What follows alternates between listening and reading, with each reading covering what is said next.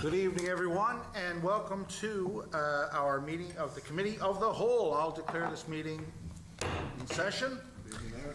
Good evening, everyone. Mayor. This is the meeting, of course, where we do a little more detailed look at some of our committee reports, as well as some of our regular business. So let's get her started. Would someone like to move the approval of the agenda, please? Mr. Mayor. Thank you. Seconded? Seconded. All those in favor? Aye. Counterminded? Carried. We have some minutes from the last Committee of the Whole meeting. Would someone like to move the approval of the minutes from April 12th? So moved. Thank you. Seconded? Seconded. Seconded. All those in favor? Aye. Counterminded? Carried. Do we have any business arising from the minutes that's not covered in this meeting? Usually, I guess, our committee reports and things do come forward again. Okay, we'll proceed. We have a proclamation. We're declaring a proclamation for Youth Week, May 1st to 7th, whereas there is an increasing interest in intentional youth development through recreation in Canada that is founded on a substantial and growing body of research to support the role of recreation in the positive development of youth. Meaningful youth engagement through recreation emphasizes access, equity, and social justice and leads to positive youth development. Whereas National Youth Week reminds us all of the valuable contributions that recreation and parks can make to youth development, and that youth can make to community development. And whereas National Youth Week is also endorsed by a network of agencies and individuals committed to positive youth development, therefore I, Mayor Jim Parsons, do hereby proclaim May 1st to 7th, 2021 as Youth Week in the city of Corner Brook. And we'll have a report from our youth committee later on in this meeting. Also, Yes, go ahead. okay, Mr. Mayor, I got something that I'd like to announce too. Okay, go ahead. On May 10th through the 16th, it's National Nursing Week. The theme this year is We Answer the Call, and it was developed by CNA to showcase the many roles that nurses play in a patient's healthcare journey.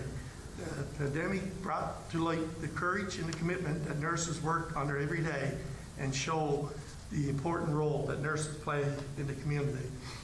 So, Mr. Mayor, to all the nurses, happy Nurses Week. Perfect, thank you very much. Okay, first, Councillor Granter, we have some information on our cleanup efforts from Public Works. Thank you, Mr. Mayor. I just want to ask everyone to bear with me. It's a substantial amount of information. So it's a good time, I think, to give residents an update on where we're to with regard to spring cleanup around the city. Now that snow clearing operations is done for another season, and I don't want to jinx that, Public Works is now focused on spring cleanup and more specifically street sweeping to collect all the de-icing sand that was used this past winter on city streets. To date, Public Works has been utilising the 2 new sidewalk pickup rooms purchased last year, along with our large truck mounted street sweeper. For this season, Council has approved $400,000 to purchase a new large truck mounted street sweeper. However, due to the pandemic, the delivery of this new piece of equipment is delayed such that it would not be available for spring cleanup 2021. With the early spring this year, Public Works wanted to get the streets swept early to allow line painting to commence and finish earlier than usual. Public Works reached out to numerous municipalities in the province asking to rent an additional sweeper, and luckily the town of Portabass had a spare they were willing to lend us, so thank you to the town of Portabass. With all 4 pieces of equipment working 24 hours a day, spring cleanup is progressing nicely. To date, the following areas have been done well: Ann Street, Mount Bernard Avenue, Country Road, Curling Street. Streets that have been swept include Mount Bernard Avenue, Willigan Street, Citadel Drive, University Avenue, Kennedy Gaines Place, Corporal Pinkston, Grenfell Drive, Poplar Road, Country Road, Downtown West Street, Main Street and Broadway, St. Mark's Avenue, Premier Drive, Clarence Street, Humber Road, Hospital Hill, O'Connell Drive and Curling Street. Some sidewalks have been swept. In actual fact, all sidewalks have been swept with the Bobcat pickup room, except the downtown area, which has to be done at night. The next step is to sweep it all again with the regular Bobcat room to get the areas that pickup room missed. We have to do that on a rainy day to prevent a dust storm and when the street sweeper is available to follow the bobcat to sweep the debris off the roads.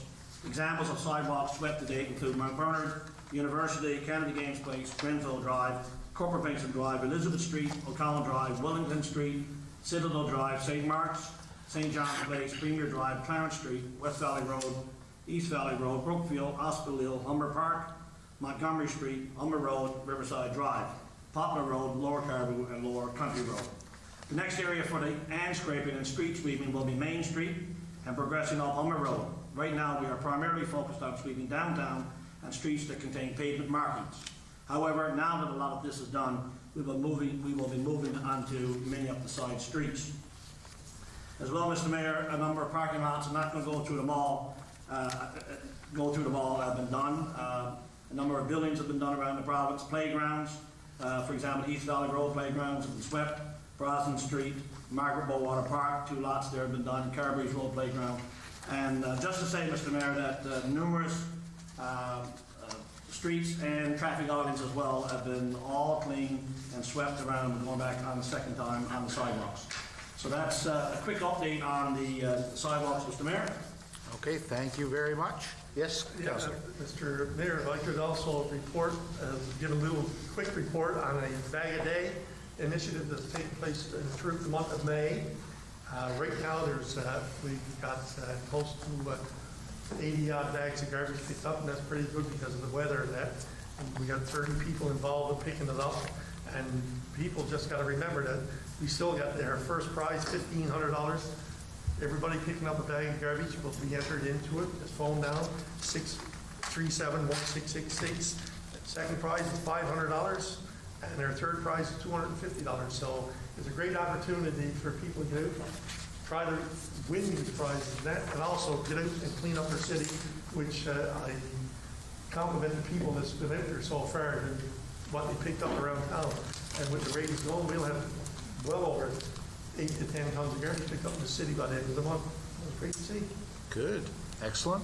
Yeah, I am getting some compliments around town, so kudos to Public Works. It is starting to make a difference now. It takes a while to get going, but we're still well ahead of the game, so it's great to see. I forgot to mention one thing, Mr. Mayor. I'd like to give a little shout out to PropertyGuys.com. And they're one of our sponsors here. And Mr. Clove is out himself picking up garbage and cleaning up the area around town. Okay, Thank Thank you. Mr. Yes. Mayor, if I could. I guess Donnie did, but people don't realize, like, as soon as the snow melts, they don't understand why we don't have sweepers out right away. But I guess it's kind of, if you do it once and it snows and you got to put the sand on it again, then it's like it's all for nothing. So you want to comment on that first? Or Yeah, what was into that? we gotta watch the nighttime temperatures, because although the snow is gone, we still see the nighttime temperatures dropping below 0. So we get flash freezing, so we still have to use sand and salt in the evenings and night times.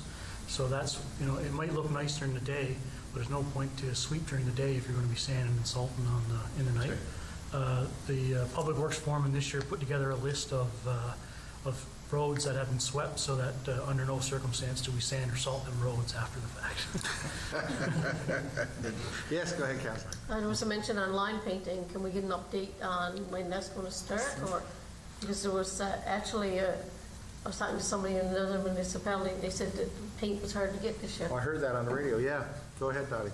Paint, so there is a problem with the paint based on the manufacturer, I think, in the U.S. We've checked with our contractor that has been awarded our painting contract. Because all they do is painting, line painting on streets, is they have more than enough to do what we need to do.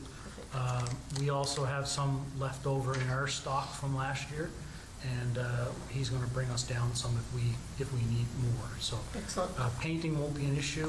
What will maybe delay us a little bit is the outbreak in Nova Scotia right now. Our contractor is actually in Nova Scotia, so we're just trying to work out with him when he can get here, how long he's got to isolate for and stuff before we start our line painting. Wow. Thank you.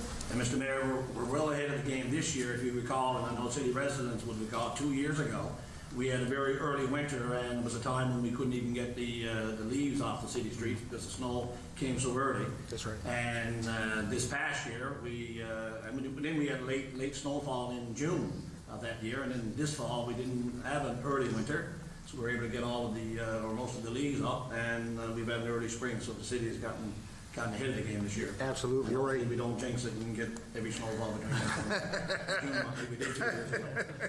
Yeah, we're due. Everything else might be topsy-turvy, but the weather's been great. Right. Okay, thank you very much. As well, I guess, on the Public Works file, Councillor Granter, we have some information for those with maybe some repairs required on their lawn. Thank you, Mr. Mayor. Again, I'm sure a number of us sitting around this chamber have had some phone calls from residents with regard to damage to their lawn. Each year, the City of Corner Brook spends a significant amount of lawn repairs as a result of damage caused to residents' lawns by snow clearing equipment. To date, the repairs were tendered and the contractor was hired to do all the lawn repairs for the City of Corner Brook. The service received was not satisfactory. Often the repairs were substandard and completed late into the summer season. Last year, Public Works, Water and Wastewater tried to improve the service and also tried to save some money on lawn repairs. We implemented a hybrid system of lawn repairs such that residents were given an option to take care of the lawn repairs themselves, and the city reimbursed them a fair amount or have their lawn repairs completed by city staff as resources permitted. Although we encourage residents to avail of option 1 because we felt it would be a cheaper option to the city and the repairs would be done in a timelier manner, the uptake for option 1 was very limited because of the amount of reimbursement the city offered. For 2021, we have agreed to double the rate of reimbursement to residents, and we ask that all lawn repairs be reported by calling 637-1666 no later than June the 1st. Again, that's 637-1666 and call before June the 1st. We feel option 2 is still necessary for seniors and persons who cannot do the repairs themselves and are not familiar and or comfortable hiring a contractor. This will be another trial year for the hybrid system of repairs, and the performance will be monitored on an ongoing basis prior to implementing the repair procedure for 2022 season and beyond. Thank you, Mr. Mayor. Thank you. Any questions on that? Yes, go ahead, Councillor. Did we have much uptake last year on people fixing their own lawns rather than expecting or choosing for the city to do it? Mr. Burton? We had 8 individuals that, which represented about 10% Okay. of the total number. So what's the rate now? The new rate, sorry, The new now that rate we're doubling the rate. is a $50 minimum at $3.50 a square foot. Okay. Okay. Yes, go ahead. Mr. Mayor, I wonder if Mr. Burden could give us a little update on, I noticed we used our 2x2 poles again, put on areas of the city where we normally damage that area. I've noticed some of these areas haven't been damaged this winter, so are they working? They do seem to work. I'm just looking at the numbers, 3 years ago, we were spending about $40,000 a year on lawn repairs. Since that, we've been putting out as many of them 2x2 barriers as we can possibly get out each fall, and we're down now to about $25,000 over a couple of years in lawn repairs. So it does seem to be working. I know the price of repairs are not going down, so. But now the price of lumber, Donnie. We're working feverishly to get them back at this. That's right, yeah. But we did make a special effort last year to put out as many as we could. Yep. And in fact, and I heard so many compliments on the staff getting out there and helping people install them even, not just dropping them off or allowing people to pick them up. And that's a great preventative program. It's always easier to prevent it than it is to fix it, that's for sure.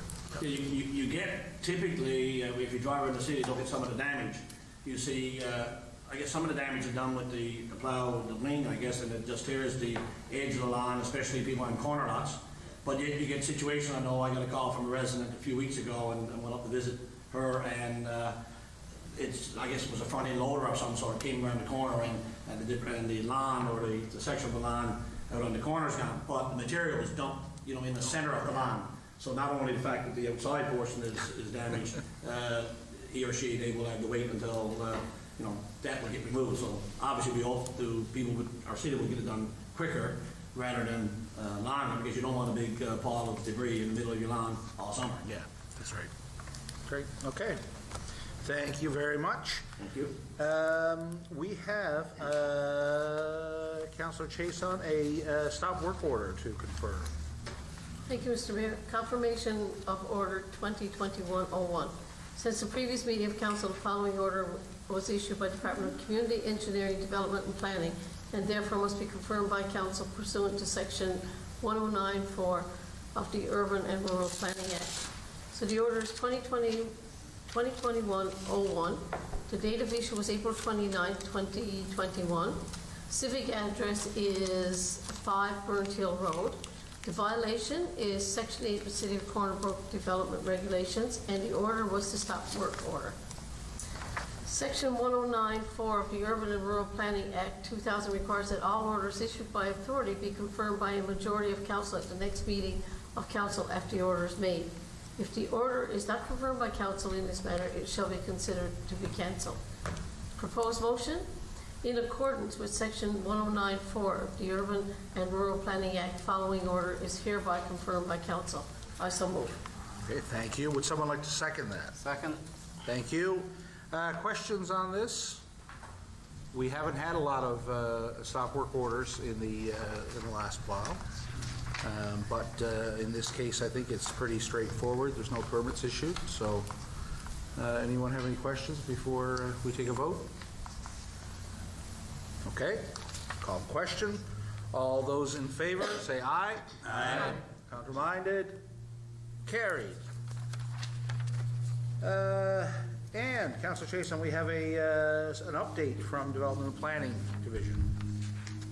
Busy.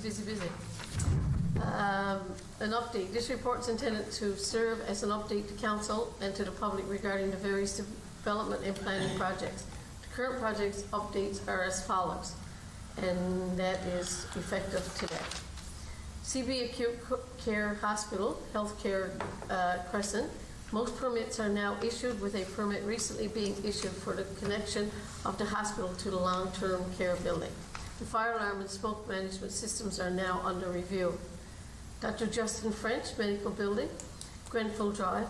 Occupancy permits were issued for all 3rd floor and 40% of the 4th floor. Vogan's Entrex Pharmacy permits issued for the 1st floor and anticipated occupancy within the next few weeks.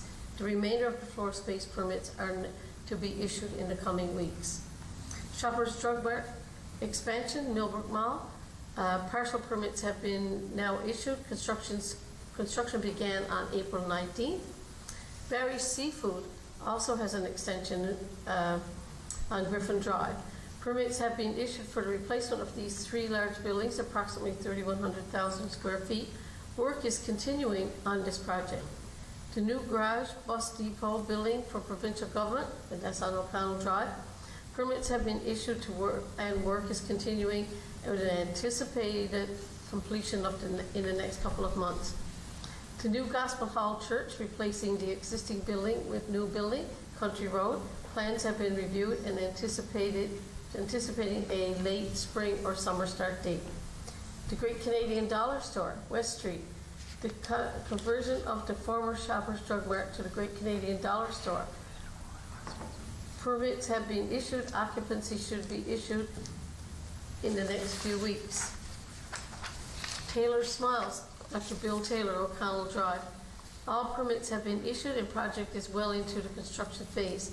The owner will be looking for an occupancy permit sometime in June or July. West Coast Glass, 29 Lundrican Drive. New building for the West Coast Glass.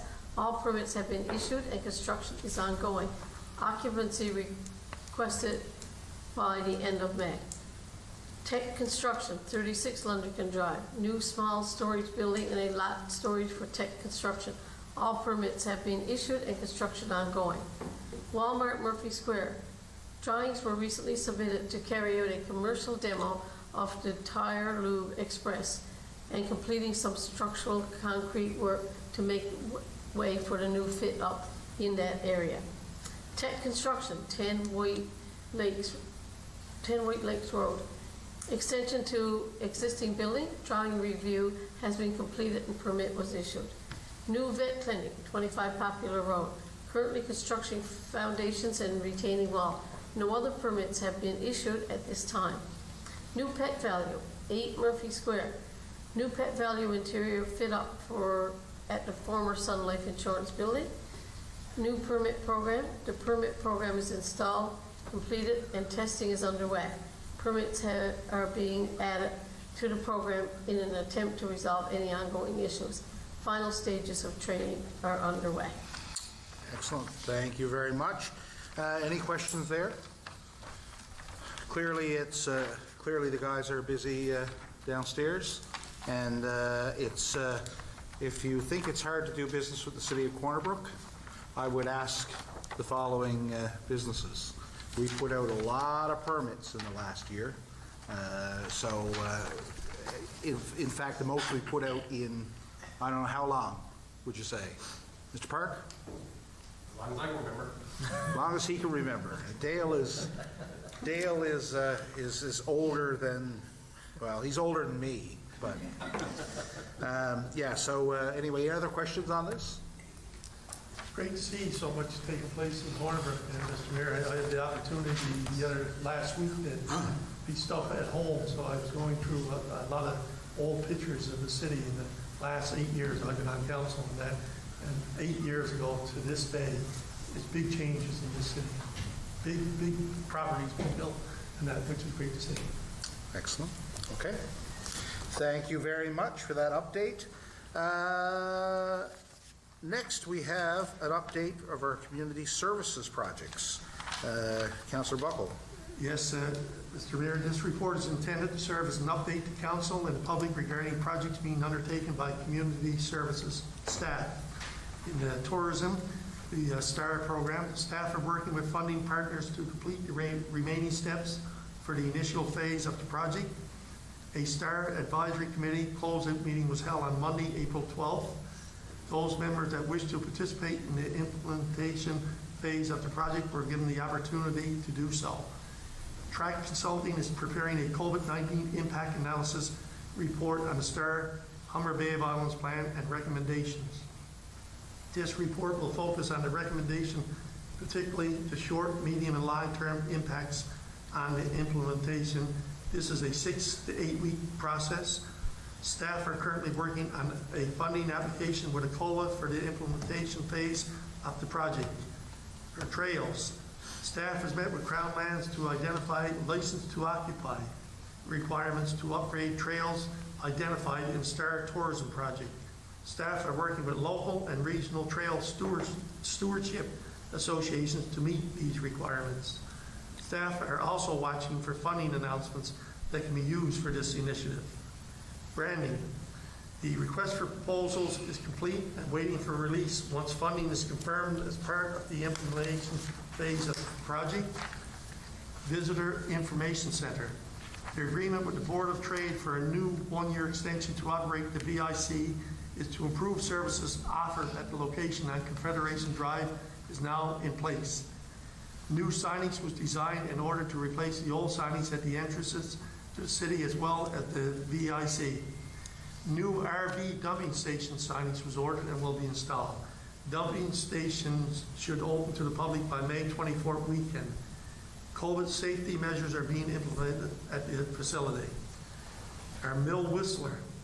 Staff is working on a program for 2021 with COVID-19 measures in place. It is expected that a program will look much different than in 2019 and will include bubble rides and special events. Jigs and Wheels Festival. Staff is working on a modified Jigs and Wheels Festival for July 30th to August 8th. The Planning Committee held the first of many meetings to plan the week-long summer festival, and stay tuned for more details.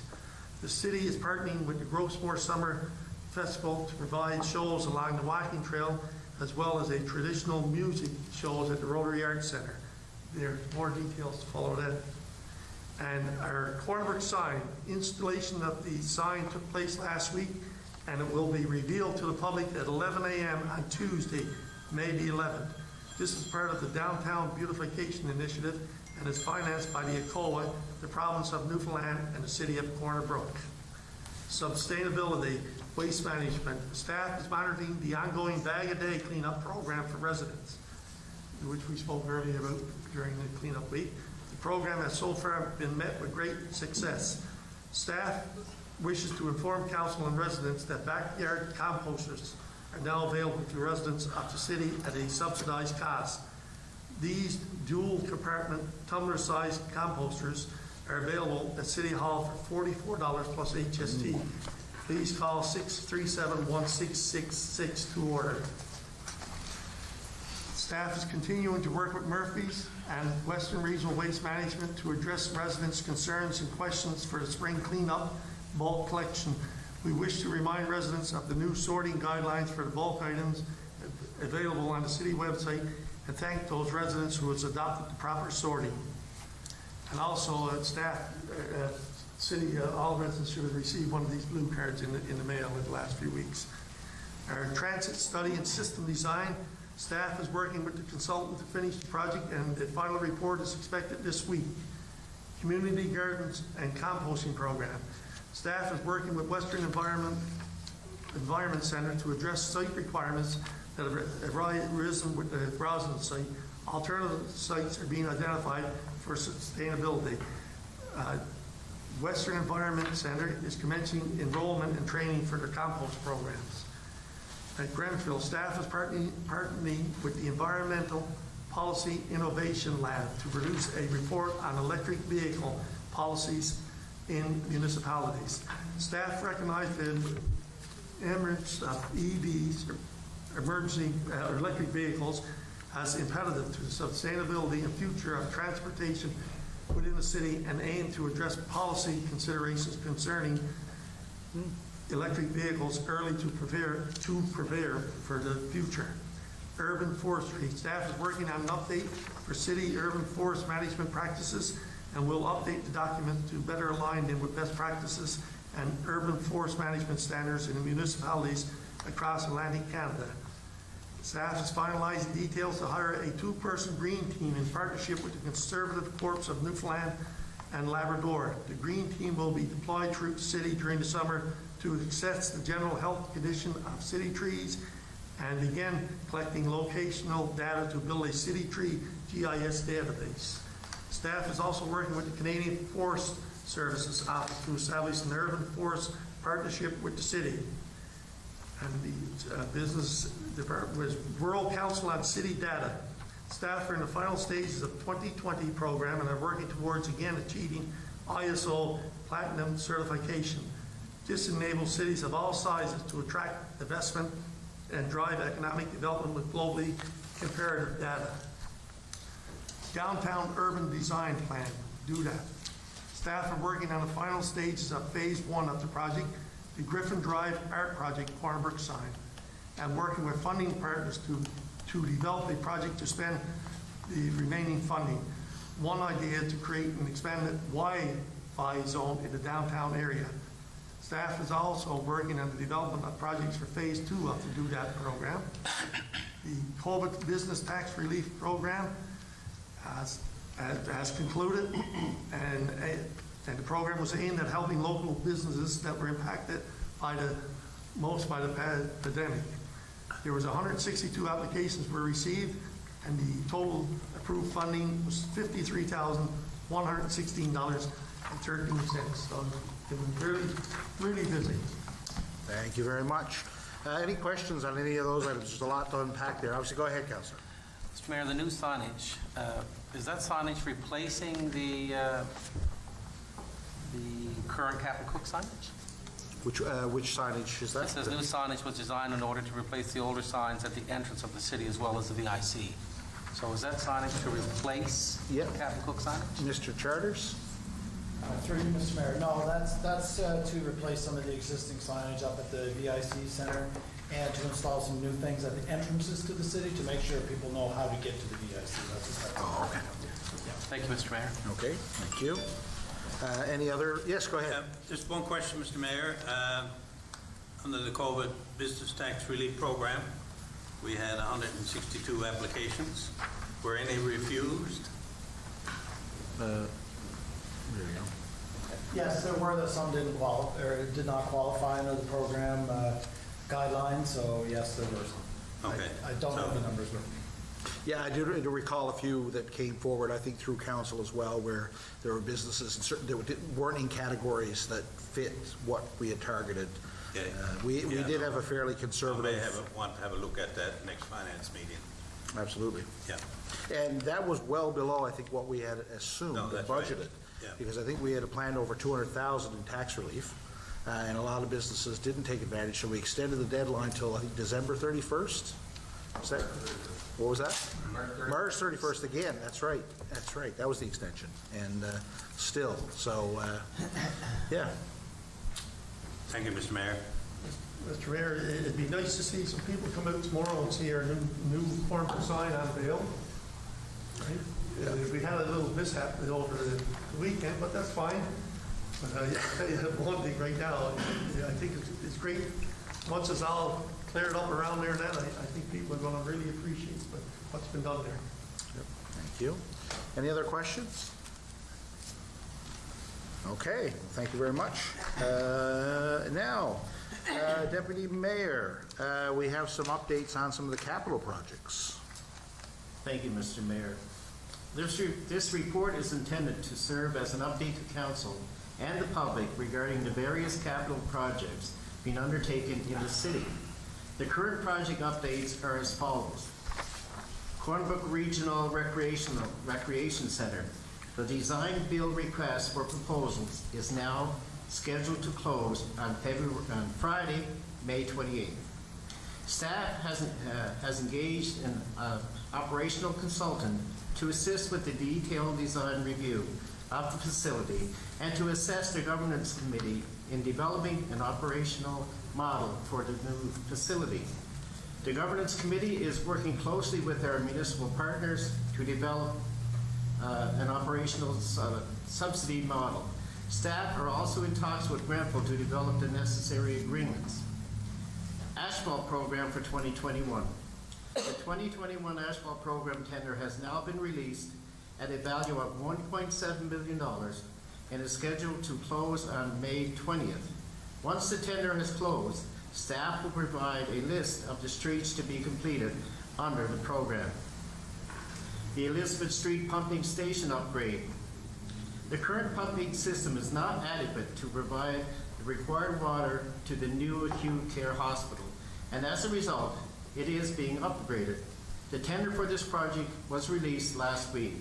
This project is being completed on behalf of the province of Newfoundland and Labrador, and it's also being fully financed by the province. Confederation at West Valley Roundabout. Project is well underway, and the roundabout is now taking shape. Multi-year capital.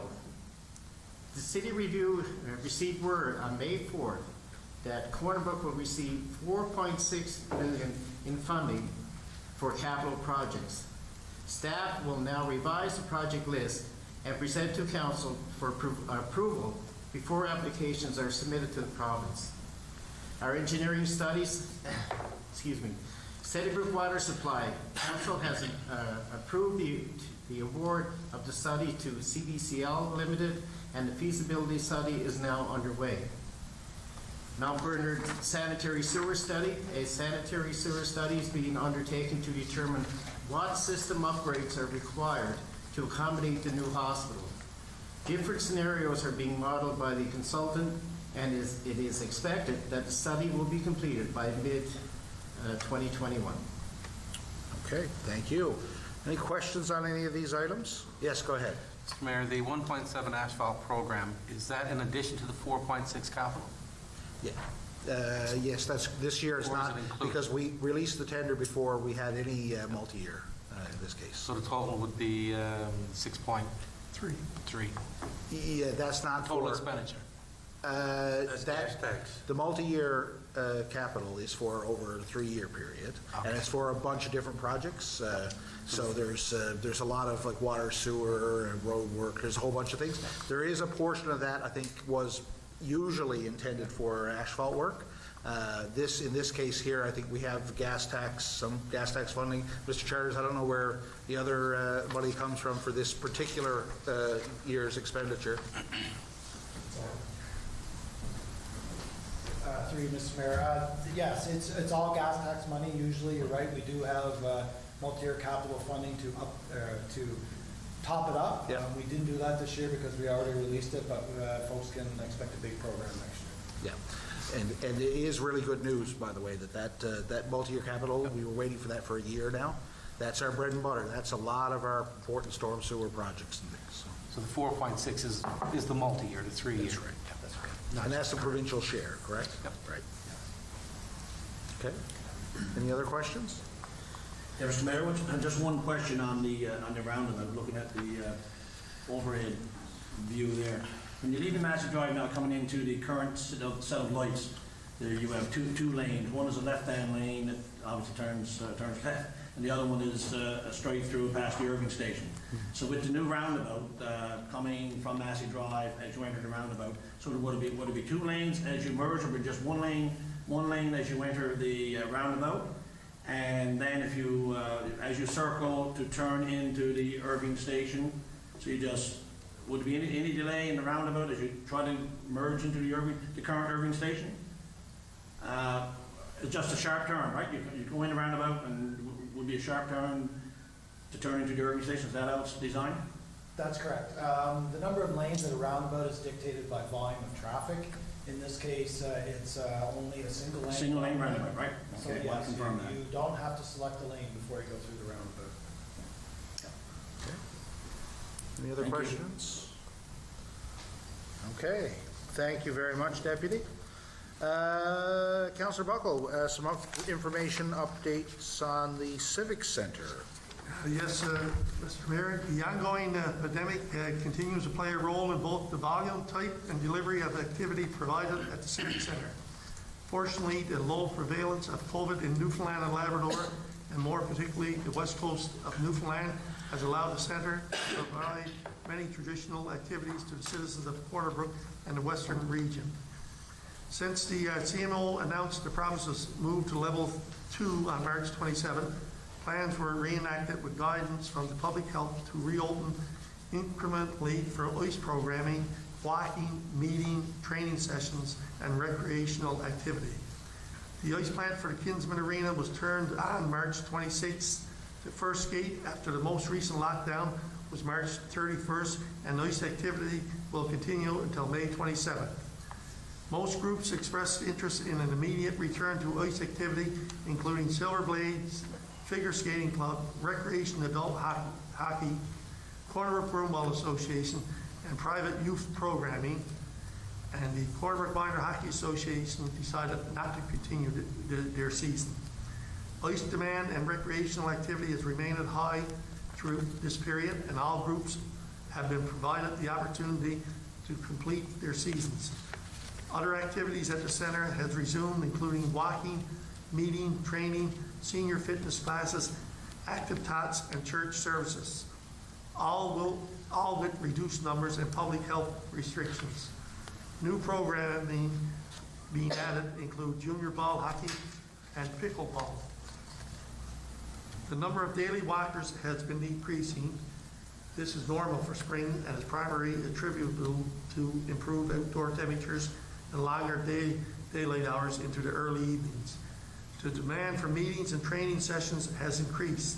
The abundance of space at the center has allowed groups and government agencies to host traditional meetings and training sessions in an efficient manner, considering the many restrictions.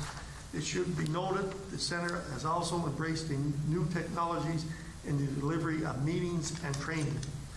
It should further be noted that several meetings and training sessions has been postponed from May to late summer due to the ongoing closure of the Atlantic Bubble. The foundation for the summer ice and recreation program in the studio is taking form and is expected to be confirmed within the next month. Okay, thank you. See that? Any questions on that? Again, good things as normal as they can be for the summer period, for sure. Councillor Chason, the Youth Advisory Committee has been busy. We've been busy, very busy, very, very busy.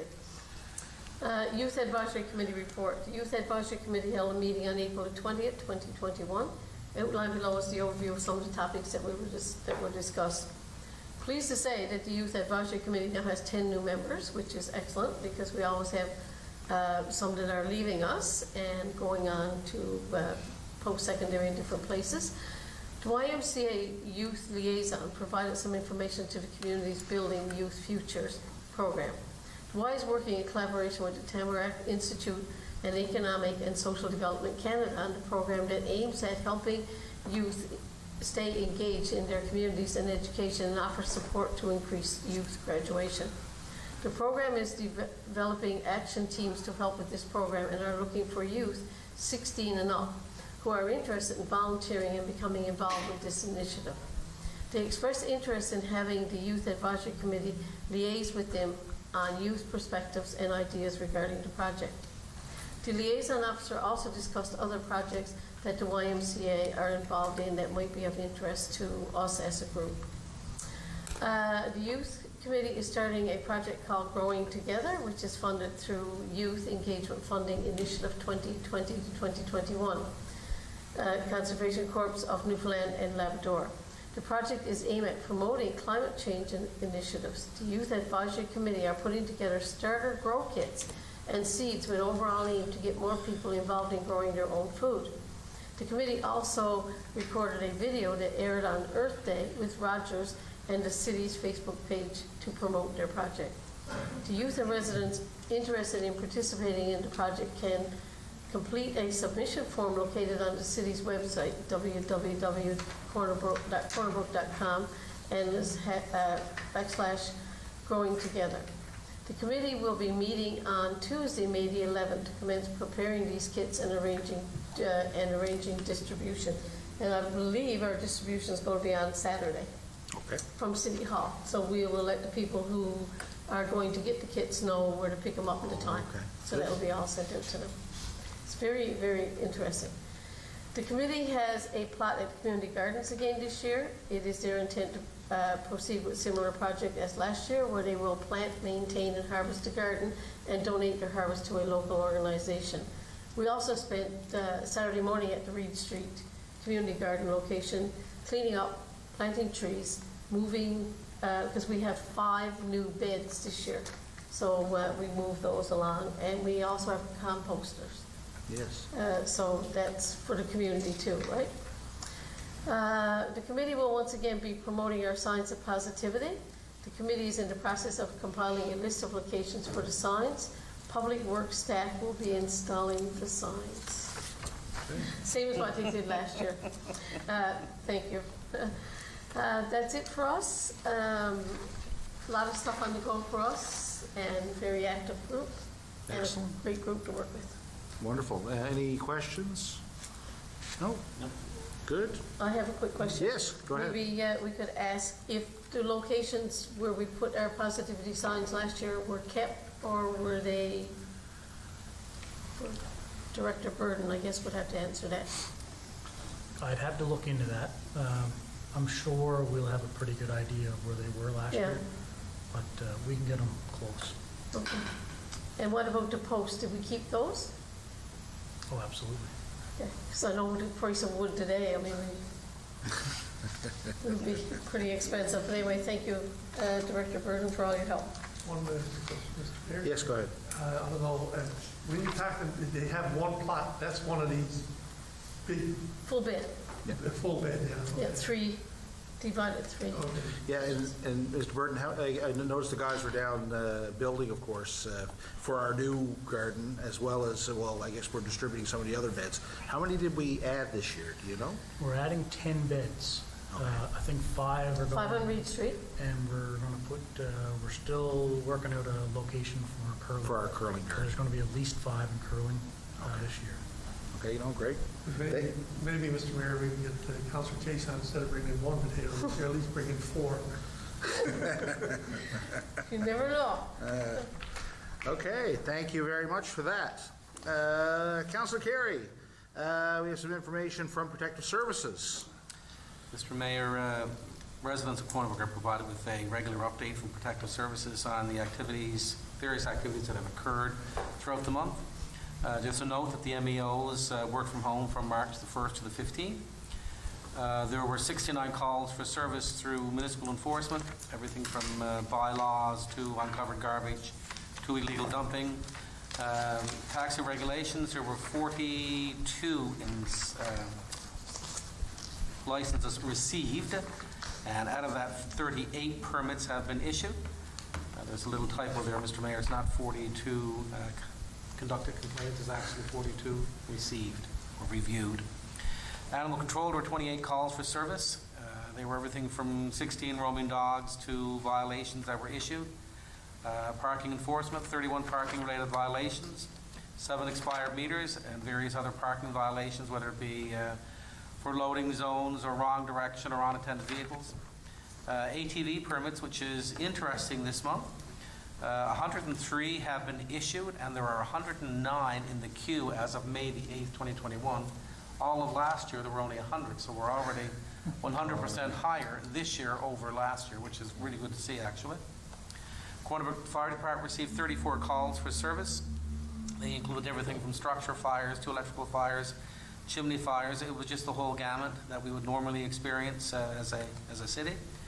Fire prevention inspection conducted 47 commercial inspections and 1 home oxygen inspection. Total number of calls to PSAP were 4,700. The calls broken down to 779 for police, 1,213 for ambulances, 176 for fire, and then there were others for poison control, forestry, crises, and then the northern and non-transfer ones are hang-up. There were 2,119 of those. That's the report, Mr. Mayor. Thank you very much. Any questions on the report from anyone? Yeah, Yes. question, Mr. Mayor. Go ahead, Councillor. Excuse me. I guess it's probably for the director. On the taxi regulations, see 42 taxi driver kind of complaints. Are any of these repeat? Now, this is probably not the venue to discuss this, but what do we do if it's a repeat offender or whatever? What other mechanisms do we have in place to enforce? I'd like to clarify, first of all, the 42 there is actually not complaints, it's actually applications for permits. Oh, Typo. okay. That's But why just to answer your question, It was a bad morning, yeah. the new taxi regulations gives the taxi inspector the ability to revoke the license if necessary. Okay. So repeat offenders can be addressed that way. Okay. I know we didn't have any cruise ships, Mr. Mayor, but they complained about taxi. That would be an extreme month. Mr. Mayor, I noticed, go ahead. Sorry about that, Todd. No worries. I noticed a few things there that our MEOs are getting out and around and making sure their properties are cleaned up, and illegal dumping. That's what I like to see. I love seeing people getting caught by throwing garbage around where they're not supposed to. And so that's a good sign. Let people know, listen, guys, if you're dumping garbage, we're out there looking for you. So it's good to see that. Absolutely. Yeah, and this is also the time of year when we do get a lot of property complaints. There are, the city has, I guess, just for everyone's information, the city does follow up on property complaints. It has a number of different ways that we can tackle some of those issues. Unfortunately, sometimes don't have as much power as we'd like to have to force people to clean up their properties. And so again, please, to the neighbors of these problem areas, we give you our sympathy, and we're continuing to work through the court systems and figure these things out as best we can. But it is something that we're aware of and trying. So hang in there. Any other questions there? Okay, let's move on. We have a signage agreement with Digital Advertising Solutions. Councillor Staben. Yeah, thank you, Mr. Mayor. I guess the issue at hand, which goes back to April the 12th, when we first discussed this, 75427 Newfoundland Labradoring, where they're doing business as Digital Advertising Solutions, otherwise known as DAS, has requested an amendment to their June 26th of 2019 agreement regarding the digital sign at the intersection of O'Connell Drive and University Drive. Some background on that, Mr. Mayor. The city and DAS signed an agreement in June of 2019 in regarding to the sales and the digital management services for the sign and the screens at the Cornerbrook Civic Centre.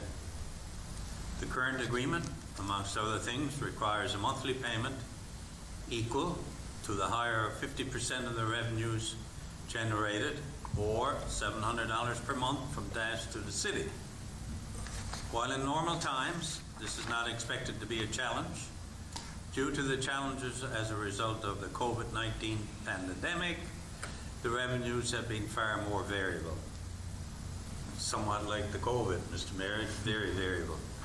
It has been requested by DAS to change paragraph 4, effective January 1, 2021, of the current agreement to remove the $700 minimum, be the first $700 per month, and then 50% of all amounts over $1,400 thereafter. So the recommendation, Mr. Mayor, the staff recommended to accept the wording change as requested by DAS for the digital advertising agreement at the Civic Centre, and therefore be it resolved to approve the amendment to the wording of the June 26, 2021 agreement with 75427 Newfoundland Labrador Inc. as proposed. Now, Mr. Mayor, I'm not quite sure whether you want me to read out all of that. Do you? I think we got the gist of it in the background there. Okay, So yeah. I think that's fine. So moved. Okay, thank you. Seconder? Second. Thank you. Questions on this? I thought, Mr. Mayor, we'd ask Mr. Park, because he explained that to me at finance meeting, and I finally understood it. And I think we need a refresher course for the general public on this tonight. Absolutely, and there in the budget financial implications, you'll see that there is some explanation there, but maybe Mr. Park, he can journey over to the microphone. Yeah, thank you, Mr. Mayor. I guess, bottom line, what we're proposing here with this change is basically to remove the guaranteed minimum revenue that they had to pay to the city. In normal times, again, normal months, that's not an issue. We did see that last year during COVID, they had significant revenue losses, and they had a couple months in which they had no revenues. So similar to what we did with the tenants at the Civic Center, we're proposing that we allow there to be an adjustment in the contract there, that they not have to pay those months. So far in 2021, there has been no issues with revenues, and they're far in excess of the minimum amounts anyway, so there's no issue there. The maximum exposure to the city would be, if we had a catastrophic issue, would be $700 a month. Okay, thank you. Any questions? Yes, go ahead, Councilor Carey. Mr. Mayor, we propose that we change the agreement for 2021 or for the balance of the agreement. What's proposed He there needs the amendment. is January 1st, 2021. However, again, if council wishes to amend that to May 1st, 2021, it will make no difference because the first 4 months of this year have been in excess of the $700 minimum anyhow. Okay, I'll go back, if I can, Mr. Mayor, to the question. So how much life is left in the contract? Contract expires June 30th, 2022. So it would only be for 2021 and not for 2022, I guess is the question I'm asking. This would be the life of the contract, right? That's correct. Yeah.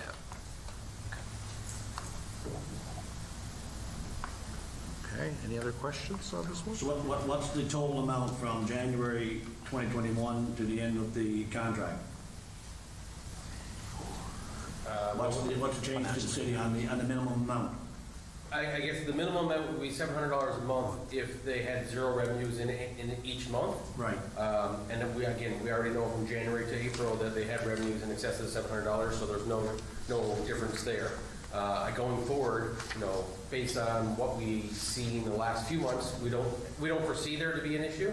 But again, if there was some catastrophic issue, if we had another flare-up with COVID or something like that, then that would be the only time that we would expect there to be any negative impact to the city. And how do we determine that the city, obviously you don't want to be into the books of companies, but how do we determine that the city, how much revenue or how much sales of advertisements take place on that particular sign? They provide us with a statement of that on a monthly basis. Okay, thank you. Yes, go ahead. Just a follow-up question. So am I understanding this correctly, that if the revenues as were stated in the original contract are achieved, then the amount of rental or the amount of payment, I guess, to the city of Corner Brook does not change? If the revenues drop for the balance of the contract below the amount that's in the contract, our amount that we're charging the company changes? Am I understanding that correctly? Pretty much, I think. Yeah, basically, it's only if the revenues go below $700 a month. Gotcha. Would there be any negative impact to the city? And again, thus far this year, they're far in excess, of those amounts. Got it. Yep. Clear as mud now, Mr. Mayor. So, Mr. Mayor, we did need Mr. Park to explain that to all of us. He's still useful for now. Any other questions there? Okay, I'll take a vote. All those in favor say aye. Aye. Counterminded? Carried. Thank you very much. Councillor Saban, we also have a lease agreement for the maintenance at Wellington Street. Yeah, thank you, Mr. Mayor. We have a recommendation from staff that the City of Corner Brook enter into a formal agreement for the calendar year of 2021 with the Corner Brook Minor Soccer Association to supply maintenance services to the Wellington Street complex for the amount of $25,500. And the background on that, Mr. Mayor, this contract has been renewed annually to provide efficient maintenance to the Wellington Street complex during the outdoor sporting season. And of course, the Corner Brook Minor Soccer Association wishes to enter into an agreement with us, the City of Corner Brook, which we've done with them on many occasions. So therefore, Mr. Mayor, there isn't a motion here, but I propose, make a motion that we supply maintenance services to the Wellington Street complex to the amount of $25,500 for the year of 2021. So moved. Okay, thank you. Seconded? Seconded. Any questions on this one? Of course, this will be the last year for this contract, because next year it'll be called the Doug Sweetapple Field. So for the year 2021, obviously that's not calendar year because there's no maintenance during the winter season. So it's 2021 for the soccer season. And I'm thinking like cleanup and garbage collection and that kind of thing. So it's only while the soccer season, once the soccer season is over, the contract ends, correct? Yep. As far as I know, Mr. Park?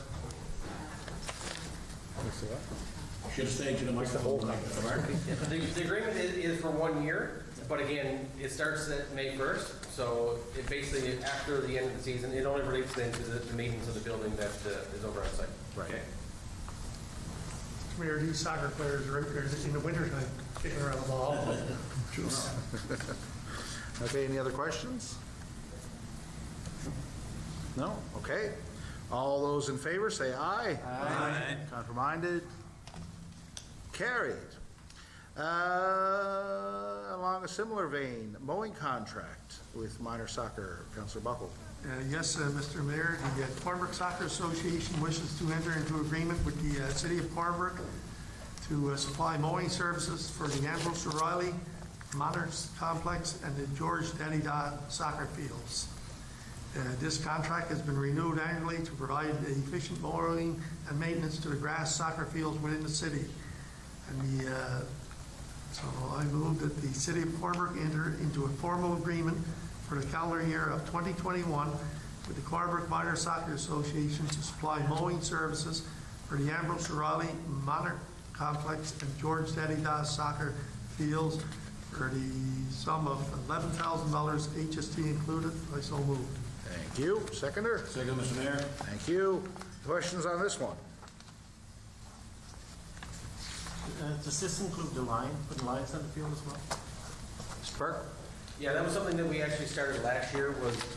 We did add a small limit last year for the lines. So the Soccer Association identified that it works well for them, but it was labor intensive. So we've actually added an extra $1,000 to this contract to cover out the line painting as well for them. And that does work very well, because I guess the timing then is, we don't have to coordinate with our team as well and make sure everything gets done on time. Okay, any other questions? Mr. Mayor, we have built in a COVID clause in number 8, I can see there. I guess that's what clause 8 is for, I guess, of the agreement. Reserves the right for any reason to temporarily or permanently close either of the facilities. So it's prorated, so I assume that's a COVID clause. That's right. That will cover it. Oh, my. Any other questions? Okay. All those in favor, say aye. Aye. Counterminded? Carried. And Jubilee Field, Councillor Buckle. Yes, Mr. Mayor, the Cornbrook Baseball Association wishes to enter into agreement with the City of Cornbrook to supply maintenance services for Jubilee Field. This contract has been renewed annually to provide efficient maintenance to Jubilee Field during the outdoor baseball season. So, Mr. Mayor, I so move that the City of Cornbrook enter into a formal agreement for the calendar year of 2021 with the Cornbrook Baseball Association to supply maintenance services to Jubilee Field for the amount of $30,600, HST included. Okay, thank you. Someone like to second that? Seconded. Questions on this one?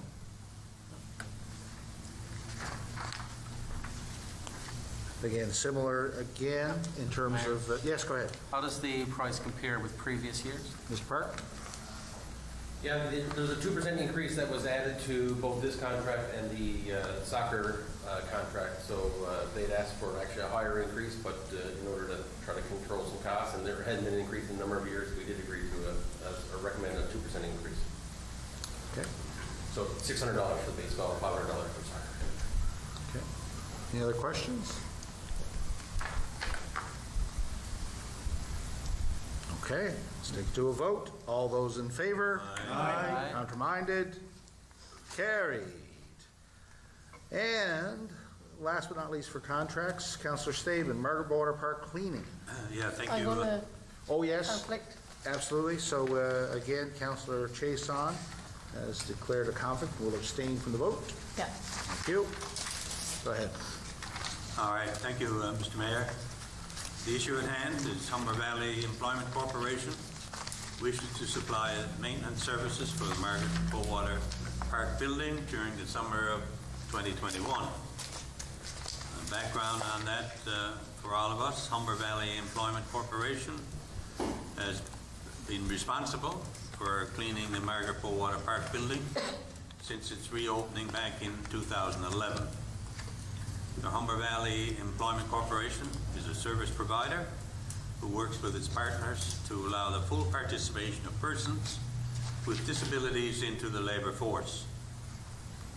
The recommendation is that the City of Cornbrook approve a cleaning grant for the calendar year of 2021 with Humber Valley Employment Corporation to supply cleaning services to Margaret Bowater Park building for the amount of $21,550.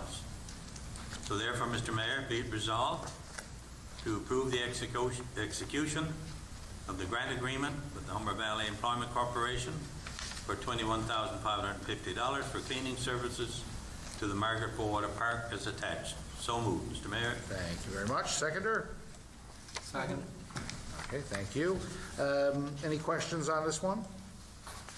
Again, this is the perennial arrangement we have at Margaret Bowater Park. Okay. Okay, we'll take it to a vote. All those in favor, say aye. Aye. Counterminded? Carried. Thank you very much. It's also that time of year for hired equipment standing offer list. Councillor Carey. Mr. Mayor, the quotations were recently invited by the City of Corner Brook for the supply of equipment with operator on demand for the period of commencing May 21st, ending December 31st of 2021. Hourly rates were requested with various attachments for rubber tire backhoe with or without attachments, tandem trucks, excavators, and mini excavators with or without attachments, tractors, dozers, graders, skidsters, sidewalk sweepers, and boom trucks to tender closed on May the 5th. And all compliant quotations are indicated in the attached document. Therefore, be it resolved that the City of Corner Brook accept staff's recommendation to accept the quotation for the hired equipment services as stated in the attached document for the 7-month period commencing May 22nd, 2021 and ending December 31st, 2021 on a standing offer basis. I so move, Mr. Mayor. Thank you. Attachment Seconder? of fees is contained in there as well, Mr. Mayor. Okay, a seconder on that motion? I'll second it, Mr. Mayor. Thank you. Questions on this one? Yes, go ahead, Councillor. I assume there were multiple individuals from looking at the schedule here, Mr. Mayor. There were multiple tenderers that responded. Oh, absolutely. There's, quick speaking, Counselor, 15 or 16 different contractors around the city responded. Yeah, go ahead. Mr. Mayor, maybe Mr. Burton can give us a little update. Is this comparable to last year or down or a little higher? No, it's very comparable to what we've seen in the past. We typically see our summer rates slightly lower than our winter rates, and the rates this summer reflect that. Okay. Thank you. Any other questions? Okay, and this is again for the public, this is our, we go twice a year for equipment, hourly rates typically on equipment with operators to get work done around, and we get bids low to high, and typically work through the lists as they're available. Okay, so if there are no other questions, I'll call for the vote. All those in favor? Aye. Counterminded? Carried. Okay, we have a notice of motion, a revision to our third-party and digital signage regulations. Councillor Chason. Okay, this is a notice of motion, City of Corner Brook, third-party and digital signage regulations 2017. Staff are proposing an amendment to the third-party and digital sign regulation 2017. Specifically, staff is proposing to amend section 3.54, setback and separation distance for third-party digital signs as follows. Under the existing, you want me to read all that out, Mr. Mayor, or just add the new stuff? Sure, you can explain, I guess, what's different there, maybe. Okay. Under the existing 3.5 setback and separation distance for third-party digital signs, all third-party and digital signs must meet the following setback and separation distances. A, 50 meters from an intersection with traffic signals. B, a line of signal site check must be approved by the City of Corner Brook. C, the distance between digital ground or pylon signs not located in the same lot shall be a minimum of 100 meters. And D, the distance between digital pylon or ground sign located in the same lot shall be a minimum of 30 meters. What we're proposing is a new section 3.54, setback and separation distance from third-party digital signs. All third-party and digital signs must meet the following setback separation distances. A, 50 meters from the intersection with traffic signals. B, a line of sight check must be approved by the City of Corner Brook. C, a line of sight check must be approved by the, read that one again, sorry. C, the distance between all third-party signs not located on the same lot shall be a minimum of 100 meters. This measurement shall be taken along the roadway sight line as traffic flows. And D, the distance between all third-party signs located on the same lot shall be a minimum of 30 meters. This measurement shall be taken along the roadway sight line as traffic flows. In accordance with Section 39 of the City of Corner Brook Act, a notice of motion is required for an amendment, repeal, and passing the bylaw regulation City of Corner Brook. Therefore, notice is hereby given that at the Public Council meeting on May the 10th, 2021, the following motion will be brought forward for your consideration. Pursuant to the powers vested in it by virtue of Section 249, 250, 251, 252, 438, and 439 of the City of Corner Brook Act, Newfoundland 1990, C-15, and all other enabling powers, the Council of the City of Corner Brook hereby repeals the City of Corner Brook third-party and digital signage regulation 2017 and replaces it with the City of Corner Brook third-party and digital signage regulations 2021. Okay, thank you. And while we don't debate this at this point, if there are any questions, we can certainly entertain them now as to this change. Yeah, I got a question or two, Mr. Mayor. What's the motivation behind the regulation proposed change? Yeah, Mr. Travers? Sure, Mr. Mayor.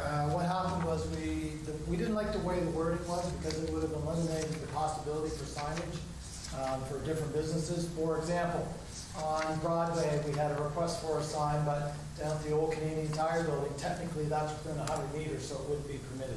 So we're just cleaning up the language so it's more as intended. Yes, go ahead, So Councilor this is Carey. third-party signs. Can you define for me what third-party signs would mean? Third-party signs are essentially anything the city does not put up.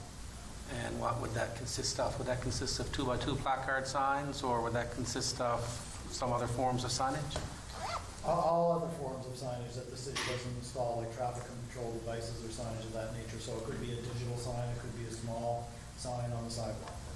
So would that include campaign signage? I believe there's a special provision for campaign signage. But then this area wouldn't apply to campaign signage? Not necessarily. Not necessarily, or no, I guess, Mr. Mayor, is the question. As I understand, third-party signage is advertising on behalf of another party, Yep. so. That's why I'm wondering, because sometimes you'll have third parties advertising on behalf of a candidate. Is why I'm asking the question, I guess, Mr. Mayor. And it becomes third-party signage, is why I'm asking it.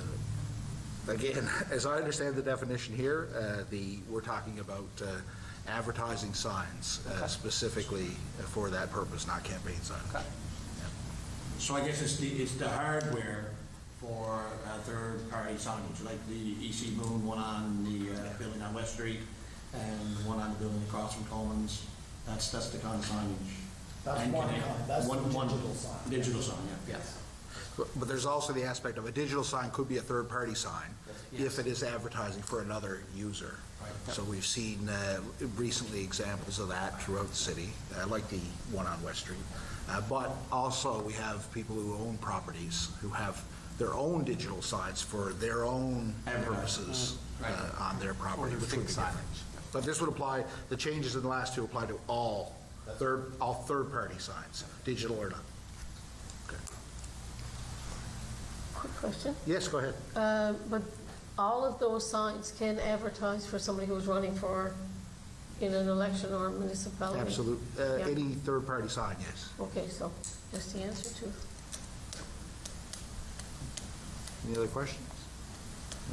Okay, well, again, this is just a notice of motion, so we will revisit this back. When are we planning to bring this forward? 2 weeks. Okay, that's right, it says right there. Okay, okay, thank you. Okay, Councillor Sabin, we have our vote by mail regulations, which we promised before. They're ready now for debate and vote. Yeah, thank you, Mr. Mayor. I guess we're looking for approval tonight for this evening. And some quick background on that. A notice of motion was introduced at the Public Council meeting on the 12th of April to adopt the vote by mail regulations. And we advised then that at the next meeting of council, a motion will be brought forward to adopt vote by mail regulations as presented. This is required by legislation. That public notification of the regulation was carried out through social media and via the city's website. There was no opposition put forth to the draft regulations. So the proposed resolution, Mr. Mayor, pursuant to the powers vested under Section 54 of the Municipal Elections Act, SNL 2001 M20/2, as amended, and all other enabling powers, the City of Cornwall hereby adopts and enacts the municipal election vote by mail regulations as attached hereto. So moved. Thank you. Someone like to second that? Second. Seconded. Any questions on this? Mr. Mayor, Go just ahead. a couple points. I think it was echoed in the last meeting, and I think Councillor Staben referenced it. I think I could stand corrected, that we all hope that by introducing an extra level of voting opportunity, that we see, or at least provide the electors a chance to vote, because we haven't seen a great turnout in provincial, municipal, and/or national elections. So this is an opportunity for get as many people to vote as you can. One question from that, as we move down this road to vote by mail as an option, as one of the options that along with all of the other votes we can do, when would be the drop dead deadline? If, for example, the company that we got working, hired to do some work, city personnel doing their piece of work, if something should happen, when do we have to be finally totally prepared to pull the plug and say we're go on this, or that, you know, we have all kinds of complications, we're not going to have the vote by mail? So is that a part of the planning process that come, because the election is in September, so if come the 15th of August we're not ready, if come the second week of, 10th of August, and we consider a deadline that we need to be totally prepared, I hope that we're 100% prepared, such that electors can get a chance to use this as an option, because we all want more and more people to be able to exercise their democratic right. Absolutely. We're just, last council meeting, we just entered into a contract with DataFix, so we just received their agreement today, and we go to start training a particular program in the next several weeks. Municipalities across the province have used that software. Elections are now used. It is definitely the most used vote by mail systems in the country. So we're fairly confident. There are provisions, and it's a new program for us, and it will be a new learning curve. But based on their experience, we're fairly confident that everything should go according to plan, but we'll continue to keep consulting with the province and other municipalities who use the system. In terms of dates, in terms of when the whole vote by mail starts, that's something that we're dealing with Canada Post and DataFix. These could primarily now use vote by mail. I think this is the first time for the West Coast, so we're cognizant that there might be some other challenges, so those discussions are underway. Thank you. And the good news is, of course, with this is that obviously this has to follow the normal deadlines for nominations and things like that. If there is a problem with a vote by mail, you still have the option to vote in person or do other things. So there's a lot of redundancy built into this now, which is great. Mr. Mayor? Yes. No, I think there is an extra cost for this, and if I remember correctly, I think it was $47,000. Probably closer to $40,000. Yes, okay. So let's hope we get a 20% improvement in people voting, and it's worth the investment. Absolutely. Okay. Any other questions? Yeah, quick. Yes, go ahead. But we're still going to offer everything else that we offered previous to, just adding on to vote by mail. Because we're still going to have like the advanced poll, in-person, proxy, those kinds of things. So we're not removing anything, we're just adding to what we got. Okay, yes, go The ahead. nomination date, as I understand it, will shift. It will be closing earlier than in previous elections. In a non-vote by mail option, it's up to 21 days before. In a vote by mail, it's between 28 and 35. So, again, through our discussions with Canada Post and DataFix, we'll determine what that date is. We do have more time prior to election day. Okay. Any other questions? Okay, let's vote. All those in favor, say aye. Aye. Counterminded? Carried. Scrutineer, Mr. Mayor. Sorry? I will be a scrutineer. It's scrutineer this year. You got to be out of office at least one term, I think there. You should be sick of it. Code of contact, Deputy Mayor. Conduct. What did I say? You said contact. Code of contact. Oh, code of conduct. No contact with this glass up around us. Thank you, Mr. Mayor.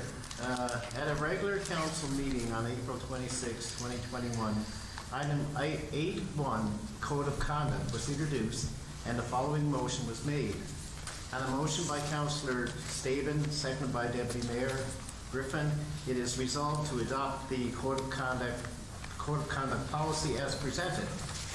Due to some technical difficulties, Some council members were unable to review the attachment for this agenda item, and they required additional time to review the proposed policy and supporting documentation. Subsequently, a motion was then made to postpone the decision on the motion to the next meeting to allow time for council to assess and review the information. This agenda item is now being brought forward for a vote on the pending motion to adopt the Code of Conduct policy as presented. Okay, so we have the standing motion and second already. So now we can have questions or debate. Who would, any questions or comments? Yes, go ahead. A few comments, I guess. Just an overview of my thoughts onto it. And I'm speaking from my personal thoughts on this. I guess looking at and reading the document, the Code of Conduct to me should have been an uplifting, positive document that council strives to achieve. The current draft, or the policy that was written to us, has a very negative tone. And I just went through it. I mean, I counted like 11 statements where the words no, must not, shall refrain from, counselor must not, or no counselor shall. And I guess coming from an education background and what, I guess, regulations and rules and things like that, we sort of strive to do it in the positive rather than the negative. Just a thing. I believe a more positive, forward-thinking, aspiring to code would have been a positive impact on council. To me, this leads to probably a little bit of being a bit punitive. So anyway, also, can I continue on? Absolutely, go Okay. ahead, yeah. Also representing their constituents in C, since section C is stating inappropriate council behavior, the words irregular, improper should be defined so it is clear what this is meant and not open to personal interpretation, because we all know when personal interpretation happens, what happens and what the following from that is. And that's in Sorry, Councilor, where was that again? section C, go to B. No, over here.